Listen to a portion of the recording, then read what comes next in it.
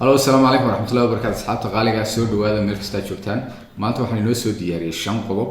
5 qodob waxay inaga saacidayaan oo ay inaga taageerayaan inaynu gaadhno ujeedooyinkeena iyo ahdaafteena aynu nolosha ka leenahay.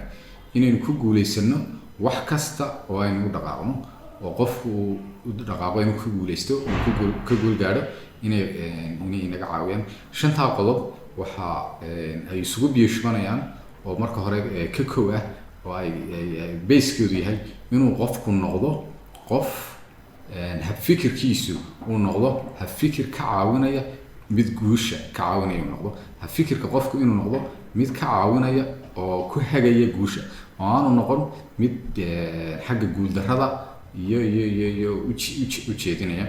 Marka hab fikirka qofku waa meesha koobaad ee go'aamisa qofku inuu noqdo mid guuleysta ama uu noqdo mid aan guuleysan oo meesha joogo aan weli ka dhaqaaqin. Qodobka koobaad waxa weeye in aad number 1 ogaato waxa aad doonayso in aad ku guuleysato. Haddii aanad ogeyn waxa aad doonayso inaad ku guul gaadho kama guul gaadhaysid. At the same time qofku waxa weeye inuu ogaado ujeedada uu doonayo waxa inuu ku guuleysto. Haddaad doonayso inaad wax ka guul gaadho, tusaale ahaan aad doonayso inaad business ka guul gaadho ama aad doonayso inaad shaqo ka guul gaadho, aad shaqo hesho aad kadibna ka guul gaadho, aad noqoto maamulayaasha ugu sarreeya. Haddaad doonayso inaad waxbarasho ka guul gaadho, haddaad doonayso inaad kasta dhinac kasta u tahay nolosha oo aad doonayso inaad ka guul gaadho, waa inaad marka hore ogaato tirahay waxa iyo waxaas ayaan doonayaa inaan ka guul gaadho, waxa iyo waxa ayaan doonayaa nolosheeda inta ka dhima inaan ka shaqeeyo oo la igu yaqaan oo aan ku horumaro.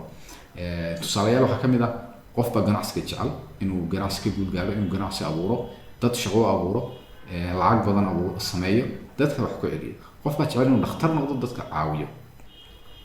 Qofba jecel inuu lawyer noqdo, qofba jecel inuu shirkad ka shaqeeyo, isagu maamule gaadho, lacag fiican ka shaqeysto, halkiisa happy ku ahaado. Qofba jecel inuu siyaasi noqdo. Marka number 1 waa inaad go'aansato oo ogaato inta dib isugu noqdo maxaad doonaysaa noloshaada inta ka dhiman inaad noqoto. Maxaad doonaysaa in lagu xasuusto? Maxaad doonaysaa inaad ka samayso noloshaada si aad u kasbato? Aad doonaysaa inaad noloshaada ku bisgayso. Taas waa qodobka koobaad. Qodobka labaad taas oo hoos galaya waxa weeye markaad ogaato wixii aad doonaysid nolosha inaad ka guul gaadho, waa inaad qorshihii aad waxa kaga hawlgeli lahayd ee kaga guul gaadhi lahayd aad samaysato. Haddaad doonayso inaad dhakhtar noqoto, dee waa inaad wax barato, qorshe waxbarasho aad gasho, jaamacad gasho oo dadaasho oo practice badan noqoto, sida dhakhtar ku noqoto. Haddaad doonayso inaad ganacsi abuurto, aad business person noqoto, business woman ama business man noqoto, waa inaad ogaato waxaad ka ganacsanaysid, product aad ka ganacsanaysid, meeshaad kaga ganacsanaysid, suuqaaga, area-daada, market-kaaga, competition-kaaga waa inaad ogaato, price-kaaga waa inaad ogaato, business plan waa inaad samaysato. Haddaad doonayso inaad waxbarasho ka guul gaadho, dee waa inaad baadho hababkeed uga guul gaadho lahayd oo dhan. Muhiimadda qodobkaas ku soo koobsanaya waxa weeye number 1 inaad ogaato waxaad doonayso inaad ku guuleysato. number 2 qorshaheeda waa inaad la timaado oo aad qorshe sax ah oo halkaa ku geynaya aad la timaado. Qodobka labaad waxa weeye inaad naftaada aaminto oo mar walba naftaada ku kalsoonaato oo fikirrada naftaada ka soo maaxda aad raacdid oo aad ku kalsoonaatid oo aanad mar walba dadka kala dhageysan oo maalin walba dhinac lagu jihayn ama maalinba qof wuxuu qabanaya aanad adiguna ka daba boodin aad qabanay. Aad marka hore naftaada ku noqoto, aad ogaatid waxaad doonaysid nolosha aad ka doonaysid, aad qorshaheedii yeelato, naftaaduna waxay kula doonayso aad raacdo. Wixii naftaada kula doonayso aad jeceshahay aad ku base gareyso noloshaada ujeedadeeda. Qodobkaas waa qodobka labaad. Qodobka saddexaad, mar walba dhinaca positive-ka inaad wax ka eegto, mar walba dhinaca wanaagsan aad wax ka eegto. Noloshu ama guushu maaha wax mar la gaaro, waa lifestyle, waa hab nololeed weeyaan. Hab nololeedka qofkana caqabado ka soo horbaxa, maruu farxad baa ka soo horbaxda, mar wax ka murugaysan iyaga ka soo horbaxa. Caqabadaha nolosha ka soo horbaxaya inaanad ka niyad jabin oo aad ku wajahdo qalbi wanaagsan iyo niyad wanaagsan oo niyad sama inaad ku wajahdo oo haddii aad taa ku wajihi weydo waxa koobaad caqabada koobaad ka soo horbaxda ayaa ku niyad jabinaysa, kadibna wixii waad iska joojinaysaa, halkaas aad kaga niyad jabaysaa, aad ku joojinaysaa. Marka niyad wanaagsanaan positive thinking inaad ku wajahdo nolosha wax kasta aad qabanaysid. Qodobka afraad waxa weeye inaad ficil u bedesho, inaad ficil samayso, inaad qof action noqoto, mar walba action qaada oo wixii doonayay inuu qabsado aan ka fikirin inuu ku riyoone ee ficil u bedelo. haddaad doonayso inaad wax barato waa inaad number one subaxa ka bilow ama iminka ka bilow oo qorshaheedii deji ku dhaqaaq. haddaad doonayso inaad business bilowdo ku dhaqaaq, ha ku riyoonuna dhaqaaq, ficil u bedel wixii qorshii samayso,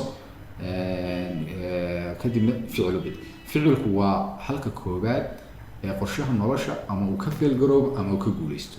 qof waxa laga yaabaa inuu leeyahay hamiyo waaweyn oo uu doonayo inuu ku guuleysto, waxa laga yaabaa inuu qorshayaal fiican diyaarsado, waraaq ugu qoran yahay, laakiin aanu ficil u bedelin. haddaanu wixii aanad ficil u bedelinna waxay la mid tahay wixii dee inaanu guuleysan oo ma guuleysanayo ficil la'aan. qodobka shanaad waxa weeye mas-uuliyadda naftaada 100% inaad qaado. wax kastoo noloshaada kugu yimaada, hadday horumar tahay iyo hadday dib u dhac tahay, inaad adigu u sabab tahay inaad is ogaato. sidee baad ugu sabab tahay? number one waa inaad wax kasta oo dee aad doonaysid haddii aanad adigu ficil u bedelin, cid kuu bedelayso, cid kuu rumaynaysaa ma jirto. dad waad kaashan kartaa, ku caawin karaa, laakiin dadkaasi guul kuuma gaari karaan adiga, waxbay kaa caawin karaan. haddii iminka imse qof baad aragtay iyadoo waxbarasho loola diyaar yahay, ganacsi lacag loola diyaar yahay, wax walba loola diyaar yahay, isagoo ka faa'iidaysan waayo meel kale maray. imse qof baad aragtay iyadoo intaasoo dhan ba aan haysan oo opportunitieskaas oo dhan aan haysan, laakiin dadaalkiisii iyo fikirkiisii iyo orodkiisii isagu wax walba ku keensaday. marka noloshaada mar walba waa inay center ku ahaataa. wax kasta oo noloshaada yimaada horumar iyo dib u dhacba inaad ugu sabab tahay. horumarkaagana adiga sabab ah, dadaalkaaga sabab ku noqon kara, dib u dhacaagana dadaal xumadaada iyo go'aamada aad qaadanayso ayaa u sababi kara. taasina waa qodobka u dambeeya. aad baad ugu mahadsantihiin, waxaan rajeynayaa inaad wax ka faa'iideen sidaan aniguba uga faa'iiday. waxaan rajeynayaa inaad sheegaysaan hadda oo aragtaan inuu faa'iido leeyahay, si asxaabta kalena ay noogala faa'iidaysato. qodobadan waxaan kasoo qaatay ninka lagu yiraahdo Brian Tracy, qoraal uu dhigay oo buug sameeyey ayaan soo koobay, aan kasoo yar qaatay. waxyaabahan aan ku kordhiyeen way jiraan, credit-ka waan siinaa. sidoo kale waxaan aad u mahadcelinayaa teamka Sombrand oo xafiiskan iyo qalabkan aan ku duubay maanta inoo suura geliyay. aad u mahadsantihiin. guul baan dhamaantiin idin rajeynayaa iyo shaqo wacan.